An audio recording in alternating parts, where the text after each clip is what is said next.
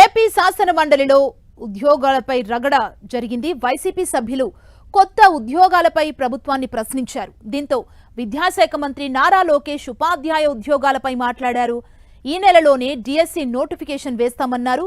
గత ప్రభుత్వం ఒక్క డిఎస్సి నోటిఫికేషన్ కూడా ఇవ్వలేదన్నారు. గత ప్రభుత్వం ఒక్కసారి కూడా 5 సంవత్సరాల్లో ఒక్క డిఎస్సి కూడా వేయలేదు. ఎందుకు వేయలేదో సమాధానం చెప్పాలి అధ్యక్ష.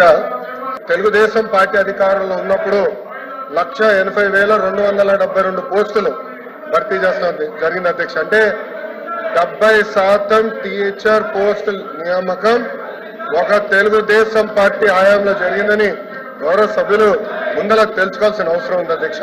ఎట్టి పరిస్థితుల్లో మార్చి నెలలో డిఎస్సి నోటిఫికేషన్ ఇచ్చే బాధ్యత మన ప్రభుత్వం తీసుకుంటుందని నిరుద్యోగ యువకులకి ఈ సభ సాక్షిగా నేను హామీ ఇస్తాం జరుగుతుంది అధ్యక్ష.